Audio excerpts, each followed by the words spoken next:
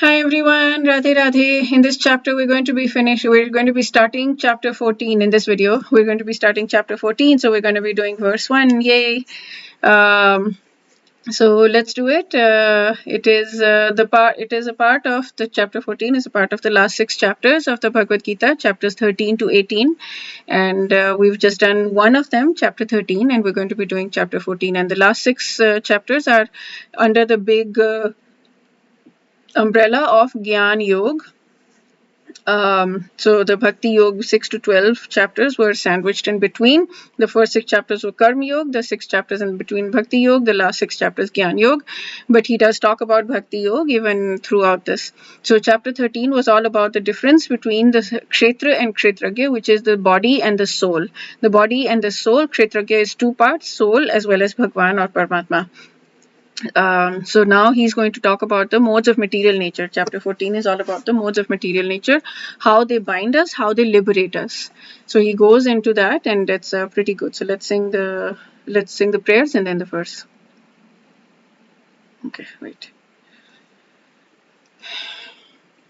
Om Namo Bhagavate Vasudevaya. Om Namo Bhagavate Vasudevaya. Om Namo Bhagavate Vasudevaya.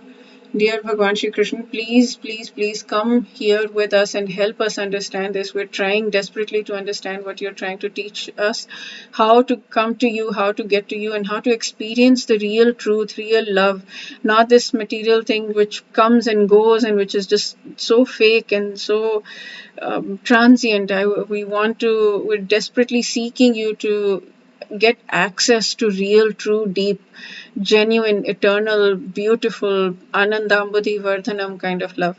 Please help us understand this, and please help us use this verse that we're going to be reading right now in this video.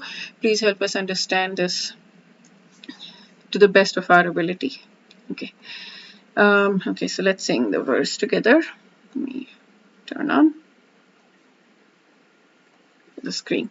Okay, so let's sing the verse together. 14.1 Shri Bhagavanuvacha Param Bhuyah Pravakshyami Jnananam Jnanamuktamam Yajgyatva Munayah Sarve Param Siddhimito Gatah.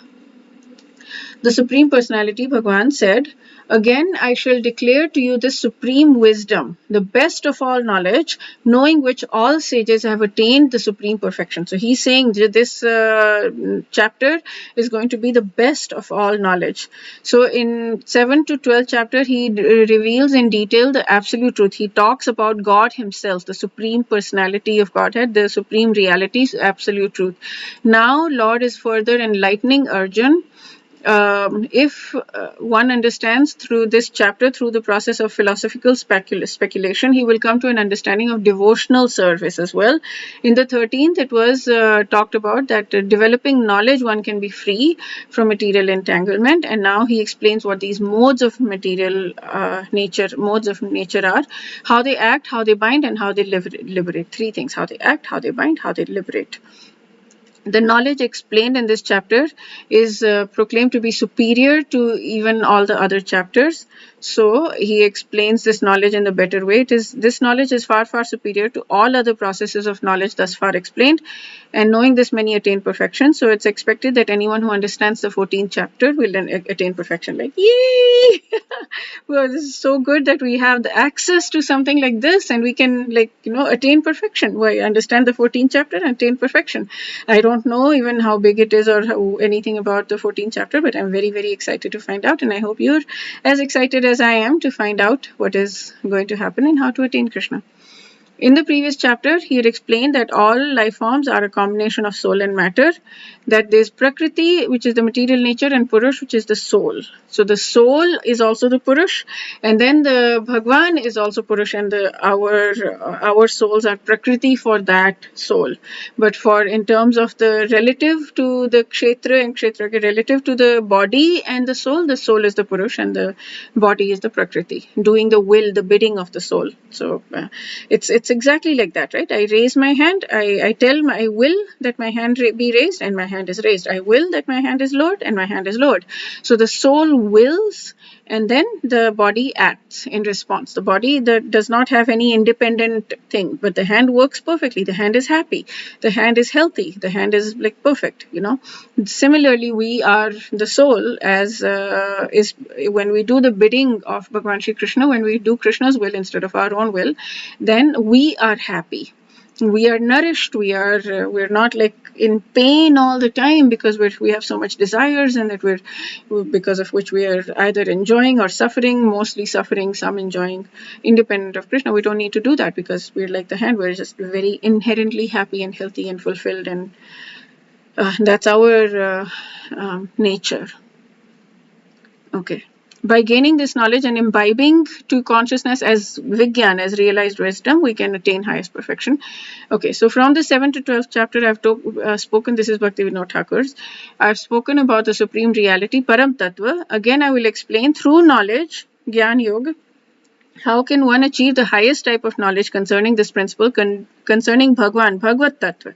So Param Tattva is Bhagwan, and then Bhagavad Tattva is Bhagwan. I don't know the difference between Param Tattva and Bhagavad Tattva. They seem exactly the same. If anybody knows, please let me know in the comments. Please post it in the comments. Fixed in this knowledge, all the munis such as Sanak, etc., attain supreme perfection in bhakti. So he's talking about knowledge that gives us bhakti, which is not just regular plain old knowledge, but bhakti knowledge. Which is great. I'm super excited. I wish you all a day filled with lots and lots of spiritual growth from Bhagwan Shri Krishna. Radhe Radhe.